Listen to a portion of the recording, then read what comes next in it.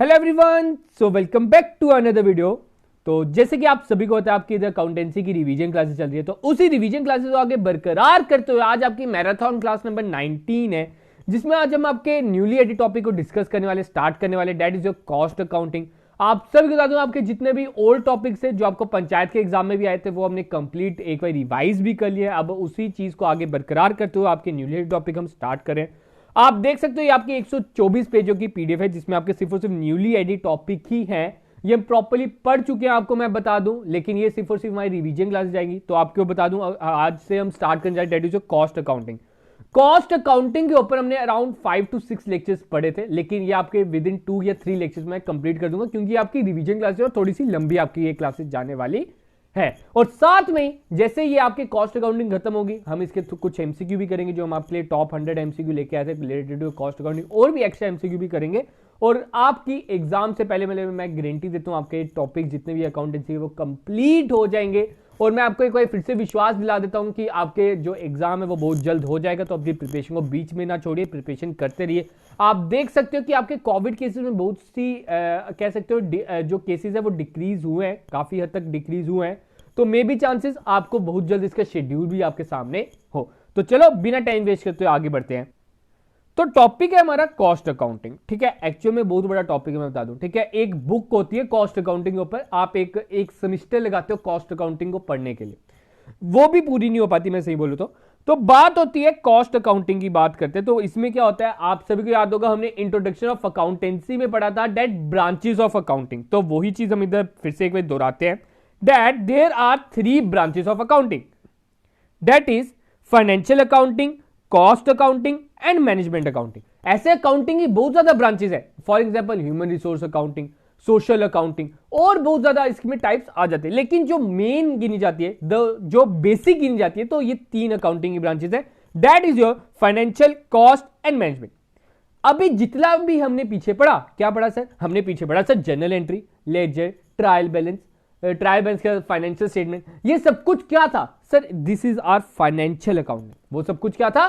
Financial accounting, क्योंकि उसमें finance include था, उसमें पैसा इंक्लूड था, इसलिए वो आपका क्या था? Financial accounting. हमने उसमें पता करना था हमारा प्रॉफिट कितना है, हमें लॉस कितना हुआ है, तो इसलिए वो क्या था?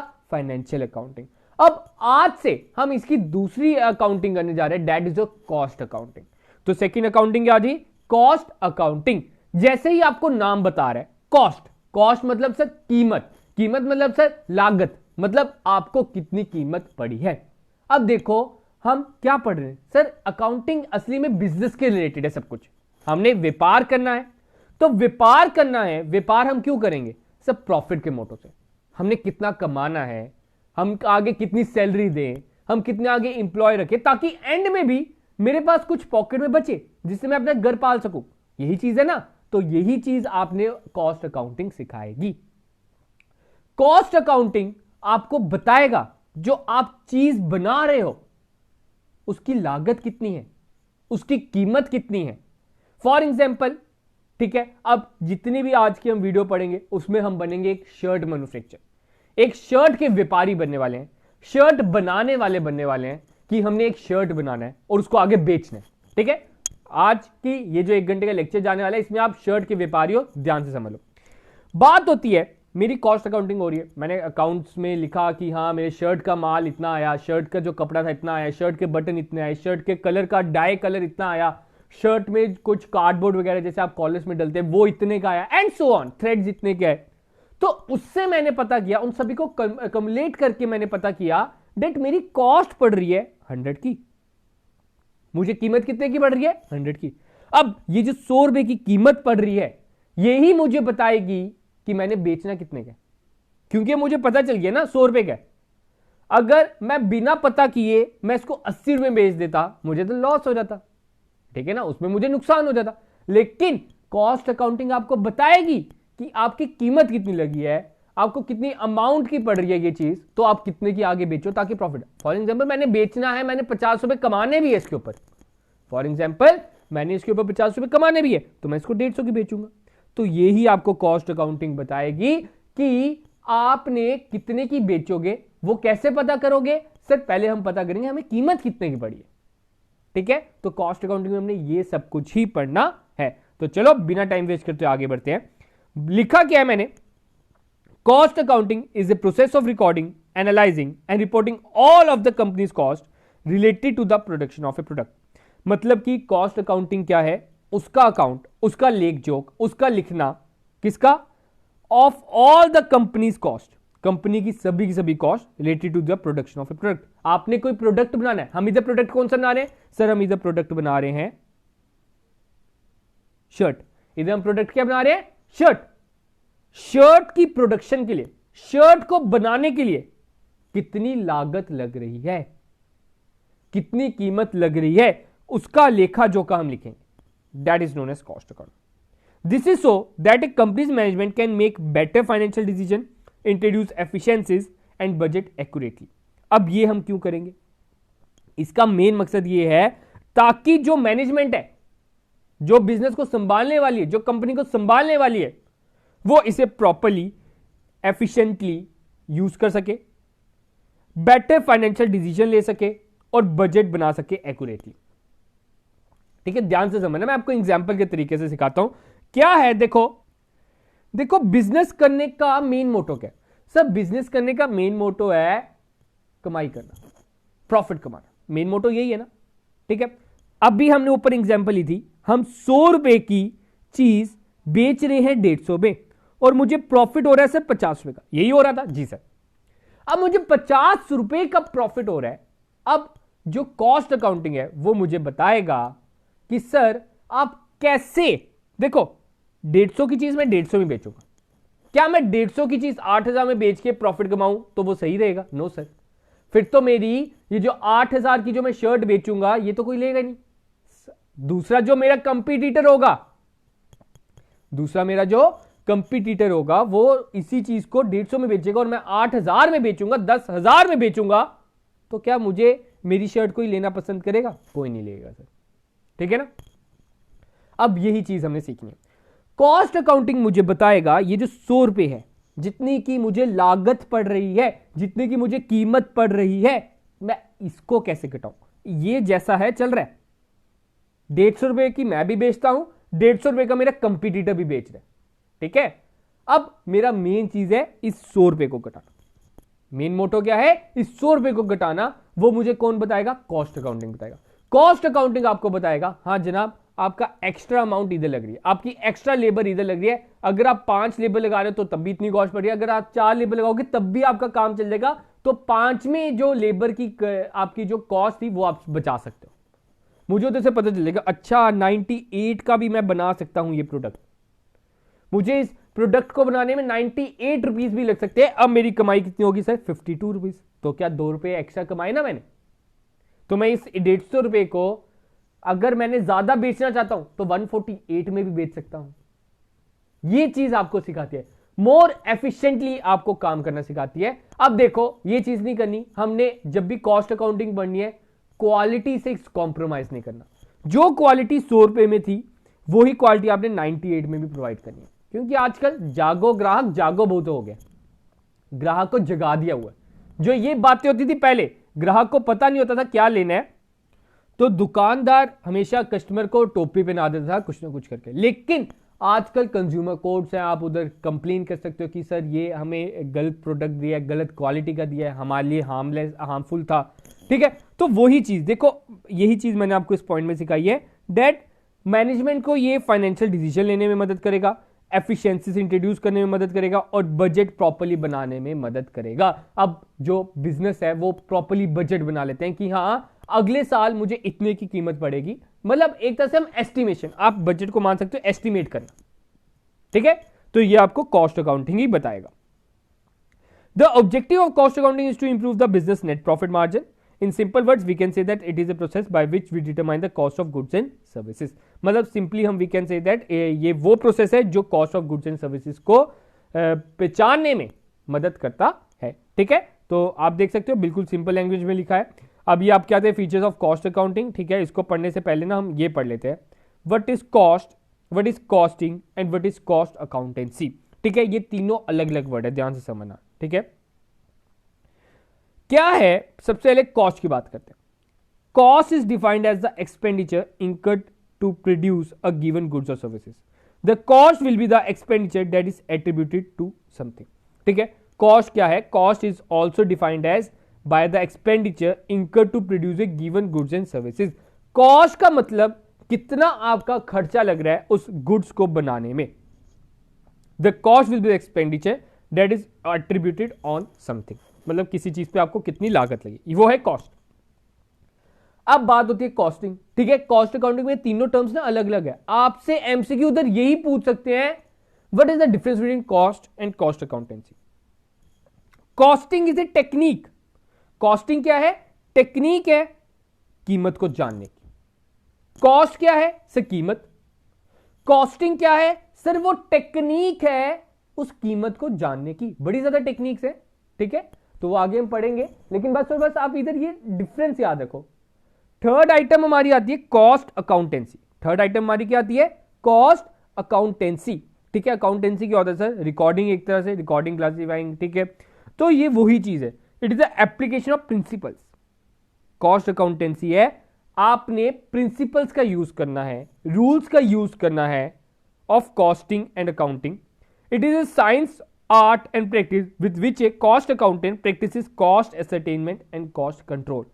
मतलब कि कॉस्ट अकाउंटेंसी क्या है? ये एक तरह से प्रिंसिपल्स की मदद से आपने कॉस्ट को पता करने की एक तरीका है, एक प्रैक्टिस है। ठीक है, उसकी कॉस्ट कंट्रोलिंग करनी है, तो वो कैसे करोगे? कॉस्ट अकाउंटिंग के जरिए। उसका एक जरिए, हमने अकाउंटिंग पढ़ी ना, स्टार्टिंग से हम अकाउंटिंग पढ़ते आ रहे हैं फर्स्ट लेक्चर से। तो अकाउंटिंग मैंने क्या था sir? It is a art of recording, classifying, summarising, ठीक है, एनालाइजिंग। तो वो सब कुछ है, लेकिन वो जो सब कुछ किस में? कॉस्ट के प्रोस्पेक्ट। होप सो आपको क्लियर होगा। कॉस्ट इज ए कीमत, कॉस्टिंग इज ए टेक्निक, और कॉस्ट अकाउंटिंग क्या है? प्रिंसिपल की मदद से कॉस्ट को पता करना, प्रॉपर्ली उसकी रिकॉर्डिंग करना। ठीक है, तो ये तीन इसमें कंसेप्ट पता होने चाहिए। ये एग्जामिनर पूछ सकता है क्योंकि बड़ा इंपॉर्टेंट है, ये पूछा जाता है, बड़ी बात। आगे बात करते हैं difference between financial accounting and cost accounting. तो फाइनेंशियल अकाउंटिंग और कॉस्ट अकाउंटिंग में क्या डिफरेंस रहता है? वैसे आप सभी को मैं बता ही चुका हूं कि देखो, सिंपल बताता हूं। ऑब्जेक्टिव क्या है? आपसे पूछा जाता है फाइनेंशियल अकाउंटिंग का ऑब्जेक्टिव क्या है? सर फाइनेंशियल अकाउंटिंग का मेन ऑब्जेक्टिव है to know the profit and loss incurred by the business. यही है मेन ऑब्जेक्टिव। तो इधर पढ़ लेते हैं क्या लिखा है, to know the financial position and financial performance of the business. ठीक है, तो उसका ये मेन मकसद है। कॉस्ट अकाउंटिंग की बात करें to ascertain the cost and control cost. Cost को कंट्रोल करना for the decision making about the cost. Cost control, cost ascertainment, ये इसके मेन मोटिव। नेचर, सर इसका नेचर है record, presents and interpret the transaction in terms of money. इसका main मकसद है classify, record, present, interpreted the significant manner, material, labour and overhead. मतलब एक कोई कॉस्ट होती है ना, तो कॉस्ट मेन चीज किसकी होती है? सर मटेरियल की, लेबर की। ये हम अभी एलिमेंट्स में आज ही के लेक्चर में कंप्लीट करेंगे। Material, labour and overhead.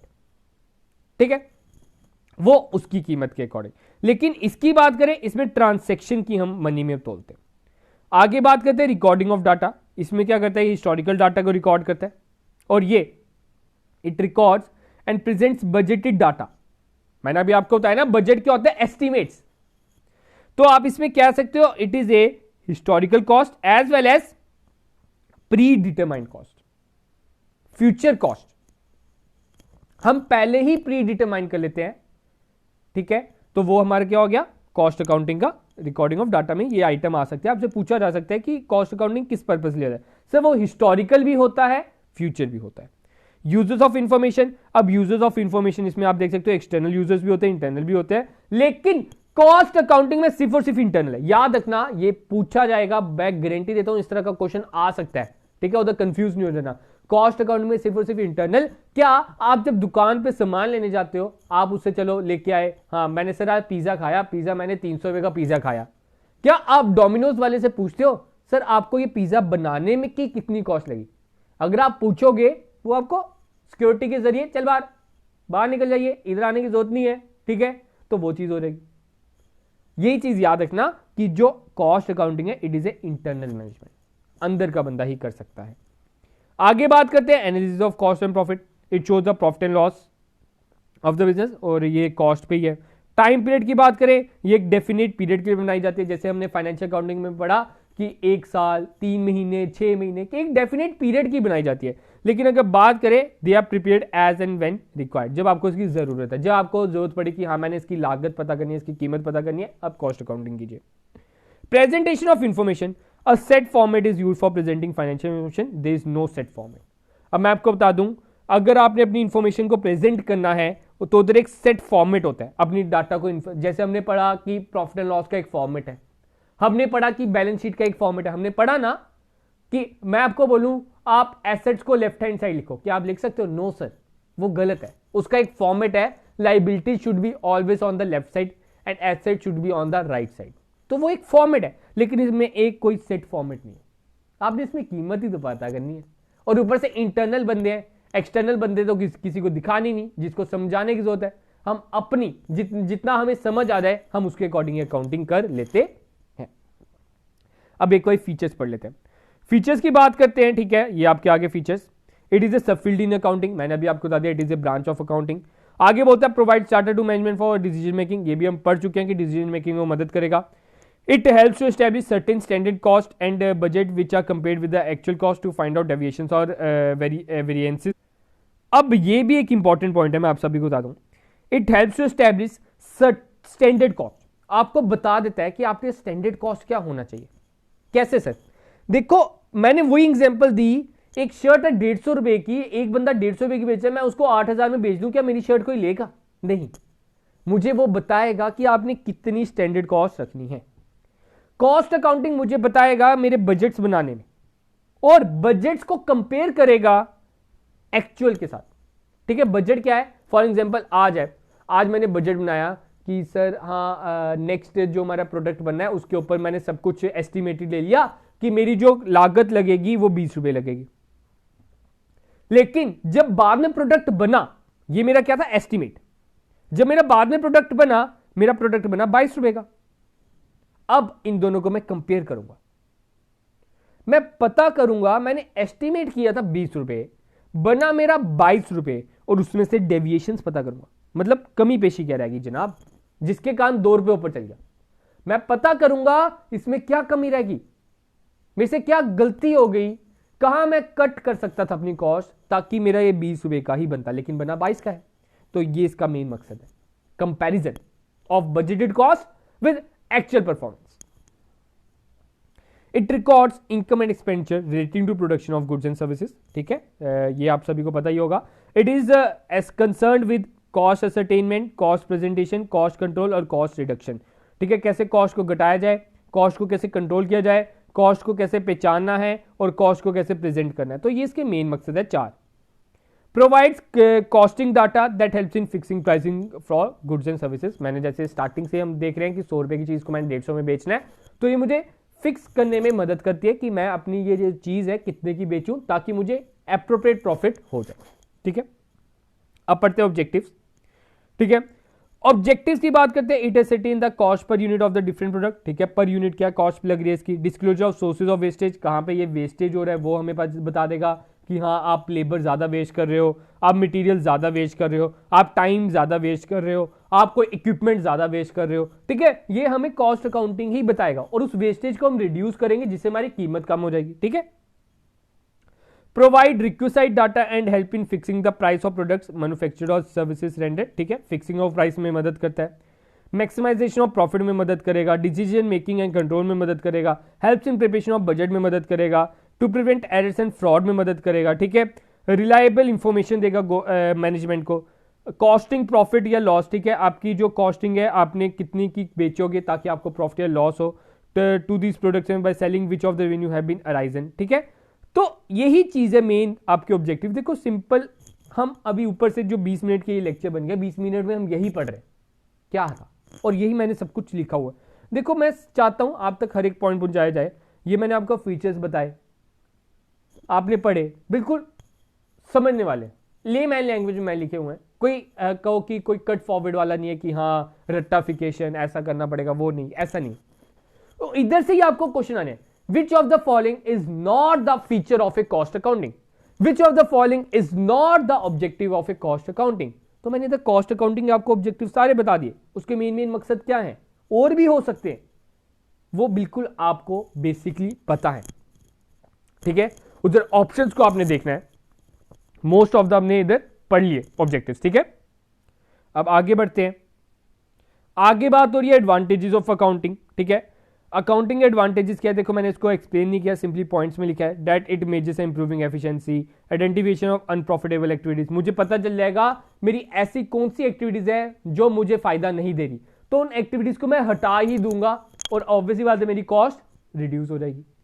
Fixing of prices, price reduction, control over stock, aids future planning, ठीक है, फ्यूचर प्लानिंग में मदद करता है कि हाँ मेरी अभी 20 रुपए का पड़ रहा है, मैं 18 रुपए का कैसे करूं, एंड सो ऑन, ठीक है।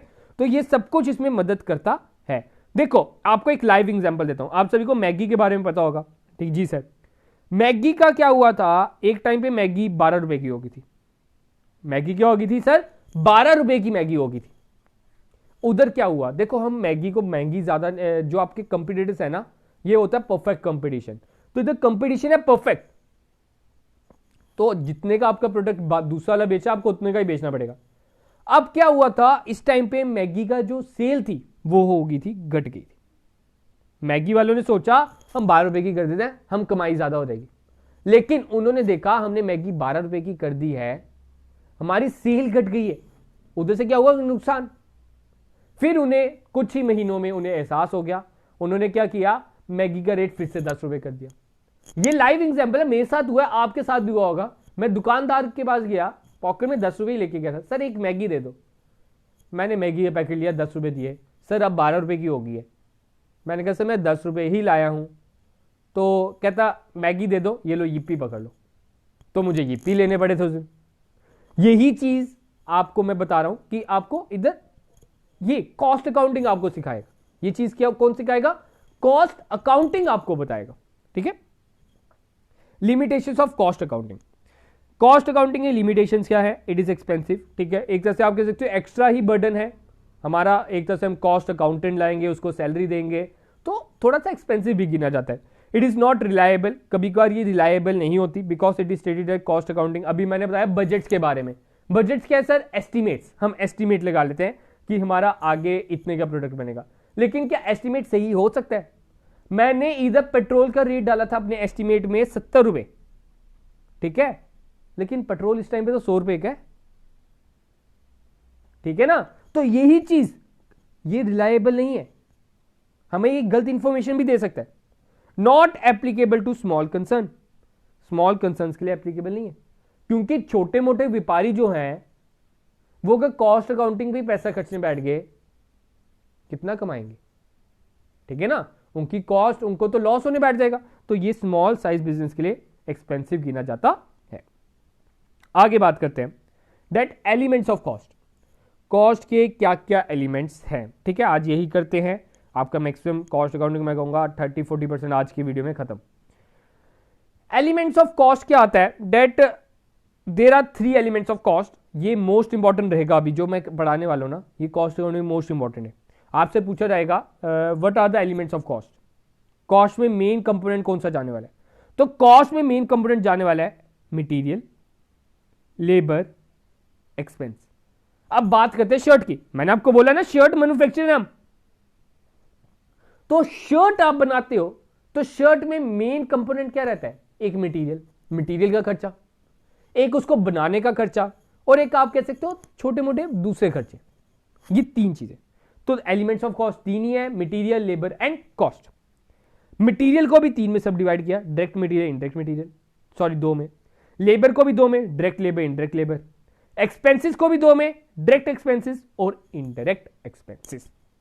क्लियर है इतना। अब यही एक बार फिर से मैं दोहरा रहा हूं, ठीक है, मैं रिपीट करता हूं ना, आपको मेरे हिसाब से उसी वक्त याद हो जाता है, आपको बाद में ये नहीं है कि 1 घंटा बैठना पड़ता है, पढ़ना पड़ता है, ठीक है।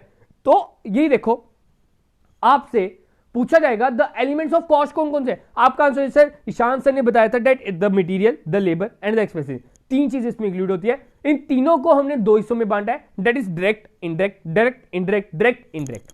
अब सर डायरेक्ट क्या होता है, इनडायरेक्ट क्या होता है, सर आपने हमें कराया हुआ है फाइनेंशियल स्टेटमेंट में, तो ये उससे थोड़ा सा अलग है, थोड़ा सा, ठीक है। पहले हम बात करते हैं मटेरियल, हम कौन है सर, शर्ट बनाने वाले, शर्ट के व्यापारी। अब इधर दो तरह के मटेरियल यूज होते हैं, एक होता है डायरेक्ट, एक होता है इनडायरेक्ट। डायरेक्ट मतलब जो ज्यादा क्वांटिटी में यूज हुआ है या जो दिख रहा है। अगर मैं आपसे सिंपली एक क्वेश्चन पूछूं, जनाब बताइए शर्ट बनाने के लिए आपको क्या चाहिए, एक चीज बतानी है, चीजें तो 5-6 चाहिए, लेकिन मेन चीज क्या चाहिए? मेन चीज क्या हमें चाहिए सर? क्लॉथ, कॉटन, ये चाहिए ना। तो that is your direct material. Indirect material वो हो गया जो इसमें शो नहीं हो रहा। इसमें क्या शो नहीं हो रहा सर? थ्रेड, सर डाई, हमने इसमें डाई यूज की है, सर बटन, ये सब कुछ क्या है इसके? इनडायरेक्ट मटेरियल, जिसमें ज्यादा क्वांटिटी में नहीं है, जो दिख नहीं रहे हैं। अगर मैं आपसे पूछूं आप टेबल बनाते हो, तो आपके दिमाग में यही क्वेश्चन एग्जामिनर पूछेगा, what is the direct material for table manufacture? तो सिंपली हम लिखेंगे सर टेबल मैन्युफैक्चर के लिए हमें चाहिए, टेबल मैन्युफैक्चर के लिए हमें चाहिए वुड। तो डायरेक्ट मटेरियल क्या रहेगा? वुड रहेगा। अब ऑब्वियस ही बात है, उसमें किल भी यूज होंगे, उसमें फेविकोल भी यूज होगा, उसमें पेंट भी यूज होगा, लेकिन वो सब कुछ क्या है सर? वो सब कुछ है इनडायरेक्ट मटेरियल। वो क्योंकि छोटी मोटी अमाउंट है। जो मेन कंपोनेंट रहता है, जो मेन एलिमेंट रहता है एक प्रोडक्ट को बनाने के लिए, that is your direct material. अगर मैं बात करूं आप टॉय मैन्युफैक्चरर हो, तो टॉय मैन्युफैक्चर का डायरेक्ट मटेरियल सर प्लास्टिक। तो उधर आपने ऑप्शंस में यही चीज देखनी है। आपसे उधर पूछा जाएगा आप कार मैन्युफैक्चर हो, तो कार मैन्युफैक्चर का direct material sir iron and steel. ये चीज आपसे पूछी जाएगी, ठीक है। होप सो क्लियर होगा। अब लेबर में भी सेम कंसेप्ट है। लेबर भी दो तरह की है, डायरेक्ट और इनडायरेक्ट। जो शर्ट बनाएगा लेबर, उसको हम बोलेंगे डायरेक्ट लेबर। लेकिन अब बड़ी ज्यादा ऐसी लेबर्स होती है जो हमने फैक्ट्री में लगाई होती है, लेकिन वो शर्ट बनाने में मदद नहीं कर रहे। For example your supervisor, for example your watchman. क्या वॉचमैन, सुपरवाइजर ये आपको शर्ट बनाने में मदद कर रहे हैं? नो सर, ये आपको शर्ट बनाने में मदद नहीं कर रहे। ये आपको सिर्फ और सिर्फ एक सुपरवाइजर का काम है कि हाँ वर्कर्स वगैरह को देखना कि हाँ उनके पास सारा मटेरियल है कि नहीं है, सब कुछ सारे अच्छी तरह काम कर रहे हैं कि नहीं कर रहे। वॉचमैन का काम है कि देखरानी करना, ठीक है, यही चीज है ना। ये चीज जो है इंस्पेक्टर भी होता है, फोरमैन भी होता है, आप सभी को पता होगा। ये सब कुछ क्या है सर? इनडायरेक्ट लेबर है। आपसे पूछा जा सकता है विच of the following is indirect labour, तो आपने बता देना है जो आपको प्रोडक्ट बनाने में मदद नहीं कर रहा, दैट आर इनडायरेक्ट लेबर। आगे बात करते हैं एक्सपेंसेस, ठीक है। अब जो मटेरियल में नहीं आता और जो लेबर में नहीं आता, उसको हम डाल देते हैं एक्सपेंसेस में। फॉर एग्जांपल योर रॉयल्टी, आप कोई रॉयल्टी पे कर रहे हो। For example your design cost, ये किसमें आ गया? एक्सपेंसेस में आ गया।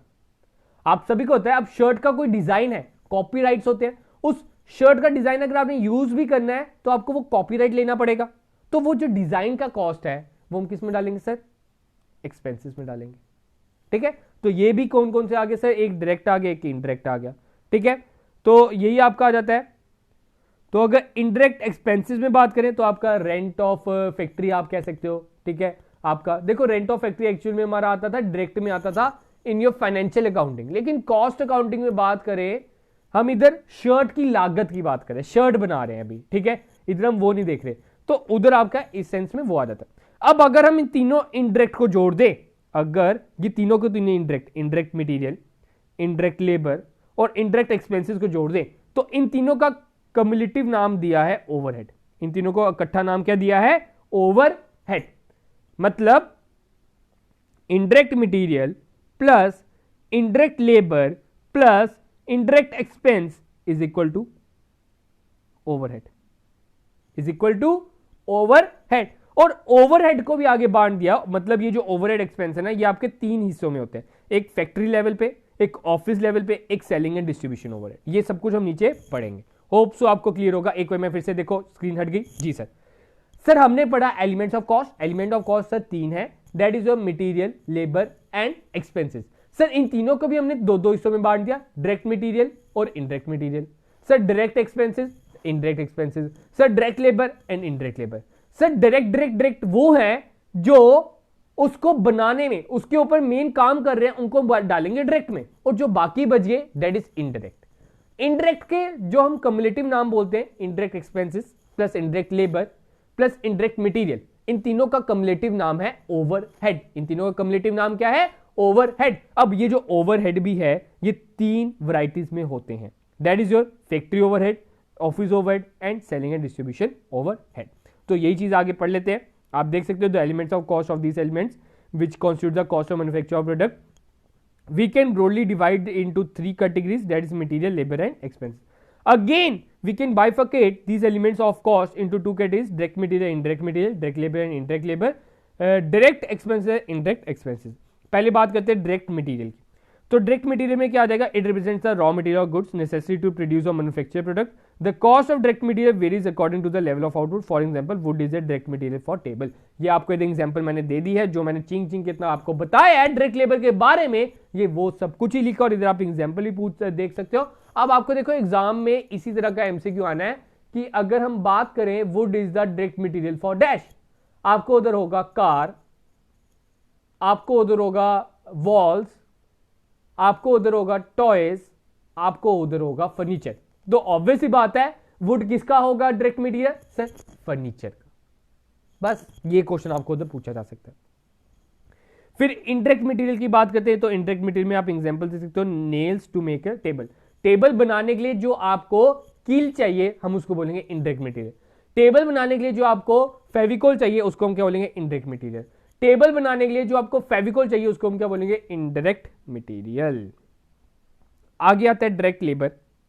It refers to the amount which pay to the workers who are directly engage in the production of goods. ठीक है, जो डायरेक्टली उस प्रोडक्शन में, लेकिन इनडायरेक्ट में बोले जो उसमें प्रोडक्शन में इन्वॉल्व नहीं है। अब देखो इसमें चीज क्या याद रखनी है आपने, it varies directly with the level of output, it does not very directly with the level of output. मतलब जैसे जैसे इसका लेवल बढ़ेगा इसकी कॉस्ट नहीं बढ़ती, क्योंकि देखो इनडायरेक्ट लेबर, फोरमैन आपका फॉर एग्जांपल आपका कोई वॉचमैन ही है, वॉचमैन ने 10 लोगों पे भी वैसे निगरानी रखनी है, 20 लोगों पे भी वैसे ही रखनी है, 50 लोगों पे भी वैसे ही रखनी है, तो उसको हम इनडायरेक्ट लेबर बोलते हैं। तो उससे आपकी कॉस्ट चेंज नहीं होती, चाहे आप 100 प्रोडक्ट भी बना लो, 20 प्रोडक्ट भी बना लो, 5000 प्रोडक्ट भी बना लो, तो उससे आपकी कॉस्ट नहीं बढ़ेगी। लेकिन जब आपकी ये डायरेक्ट लेबर है तो ये आपकी जैसे जैसे आउटपुट बढ़ेगी वैसे वैसे इसकी लेबर बढ़ेगी। ऑब्वियसली बात है ना, हमें लेबर एक्स्ट्रा भी चाहिए, अगर कम हमने बनानी है तो कम हमें लेबर चाहिए, तो वो चीज आपने याद रखनी है।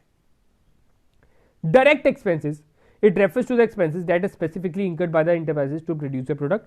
The production cannot take place without incurring these expenses. It varies directly with the level of output. तो expenses मैंने आपको बता दिए कि जैसे डिजाइन का कॉस्ट जो आपका लेबर और मटेरियल में नहीं आएगा उसको आप एक्सपेंसेस में डाल दो। ठीक है, ये बस चीज याद रखो। फिर इधर इंडायरेक्ट आ गया, ठीक है, power expenses for the production of pens. ठीक है, तो ये सब कुछ क्या हो गया? इंडायरेक्ट एक्सपेंसेस हो गया। अब बात करते हैं ओवरहेड की। तो ओवरहेड मैंने आपको बता दिया, ओवरहेड क्या है sir? It is A indirect material plus indirect labour plus indirect expenses. और बात करें फैक्ट्री ओवरहेड की, तो फैक्ट्री ओवरहेड क्या है सर? फैक्ट्री ओवरहेड और work overhead refers to the expenses which a firm incurs in the production area and within factory premises. ठीक है, अब मैंने आपको बताया दैट ओवरहेड को भी हमने 3 हिस्सों में बांटा, that is factory, administration and selling. 3 हिस्सों में बांटा है जी सर। जो फैक्ट्री लेवल पे होगा मतलब फैक्ट्री का रेंट, फैक्ट्री के टैक्सेस, फैक्ट्री के कैंटीन एक्सपेंसेस, वो सब कुछ किस में आएंगे? सब फैक्ट्री ओवरहेड में। जो ऑफिस के लेवल पे होगा, for example salary of administrative staff, postage and telegram, stationery, ये सब कुछ क्या होगा सर? Administrative expenses. थर्ड हमारा होता है selling overhead and distribution overhead. ये दोनों इकट्ठे भी लिख सकते हो। अगर कोई सेलिंग का खर्चा है, फॉर एग्जांपल सेल्स डिपार्टमेंट का सेल्समैन, या ट्रैवलर का कमीशन है, एडवर्टीजमेंट है, तो ये सब कुछ किसमें आएगा? Selling overhead. डिस्ट्रीब्यूशन की बात करें, अगर आपका कोई डिलीवरी चार्जेस है तो वो सब कुछ किसमें आ जाएंगे? Distribution overhead. होप सो आपको क्लियर होगा। तो ये सब कुछ इधर हमने पढ़ लिया एलिमेंट्स ऑफ कॉस्ट और बेसिक कॉस्ट अकाउंटिंग के बारे में। तो ये सब कुछ पढ़ लिया। अब कल आपको एक लेक्चर मिलेगा जिसमें हम कोशिश करेंगे आपका कॉस्ट शीट, आप देख सकते हो कॉस्ट शीट के बारे में पढ़ेंगे। कॉस्ट शीट क्या? Classification of cost. उसके बाद आपका आ जाता है डेट मेथड्स ऑफ कॉस्टिंग, ये सब कुछ पढ़ेंगे। और उसके बाद आपके पूरा का पूरा आप कह सकते हो टेक्निक्स ऑफ कॉस्टिंग। और ये आपका कॉस्ट अकाउंटिंग खत्म हो जाएगा।